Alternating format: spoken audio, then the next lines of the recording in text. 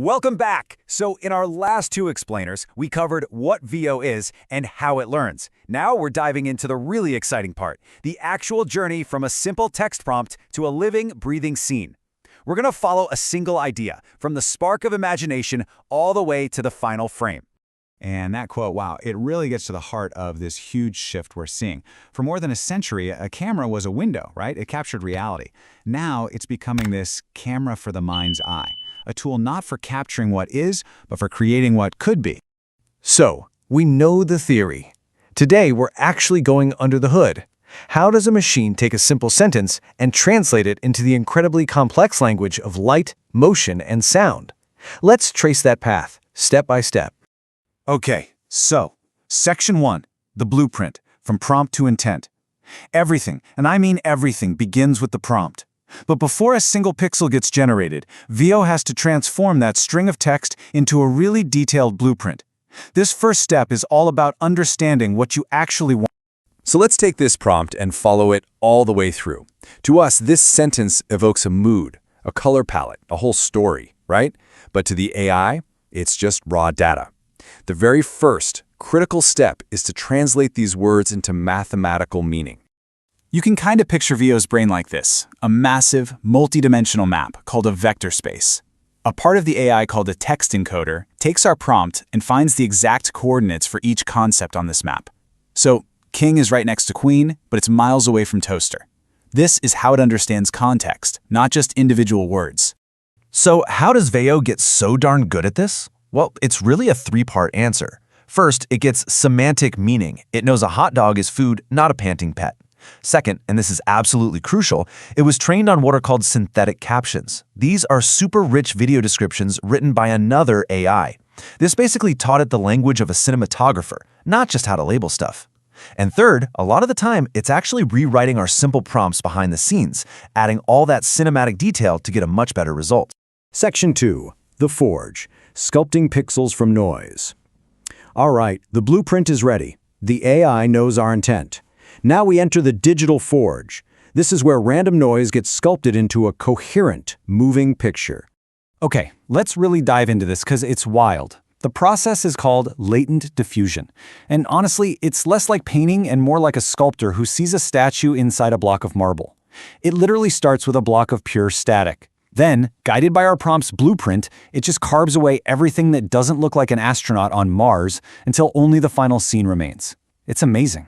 And get this process also solves two massive challenges at once. First, to keep things consistent, so the astronaut's suit doesn't suddenly change color mid-shot, a transformer architecture lets all the different parts of the video talk to each other over time.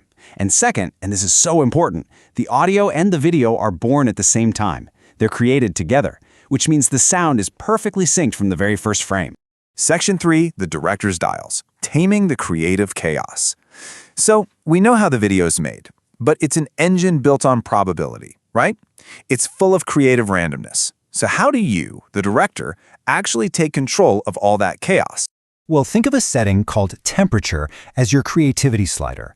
A low temperature gives you the most statistically likely result. You ask for a dog, you get a golden retriever. But a high temperature tells the AI to take risks, to explore more unusual or artistic interpretations. It's this constant trade-off between getting something stable and getting something surprising. The guidance scale, on the other hand, that's your obedience slider. Low guidance means the AI will prioritize making a realistic-looking image over following your prompt exactly. High guidance forces it to follow your instructions to the letter, even if it breaks reality. But you crank it up too high, and the image quality can really start to fall apart.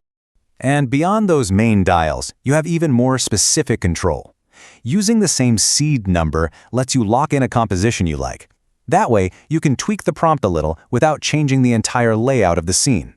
And negative prompts, they're basically a don't make this list for the AI, helping you clean up common problems like distorted hands or random text.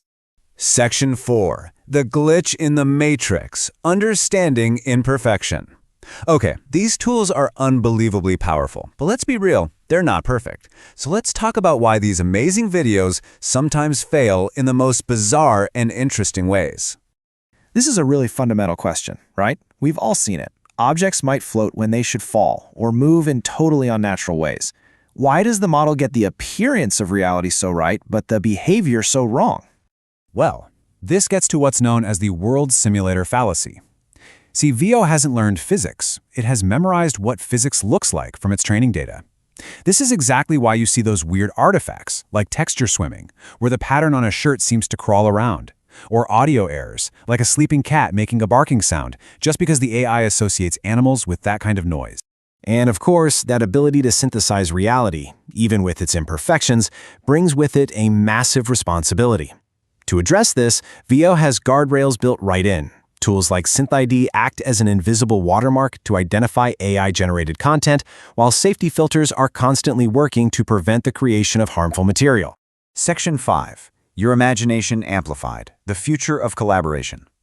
Okay, so with all these tools and, these limitations in mind, what's next? Well, the tech is evolving from a simple prompt and pray kind of tool into something much more powerful, a true creative partner. The new way of working is all about this iterative refinement, not a perfect first try. Now you can actually act as an editor. Let's say you get a shot that's 90% perfect. You can just mask the flawed part, like an airplane in your medieval scene, and give the AI a new prompt for just that section, and it'll fix it while preserving all the rest of your work. And this might be the biggest leap forward for actual storytellers. Character consistency. You can now provide a reference image of your character, and Veo will keep them looking the same across multiple shots and scenes. This is the bridge from just generating cool clips to telling real, coherent stories. It's a game changer. Section 6. The human role, curator of dreams. So, with all this new power at our fingertips, what does it mean for us?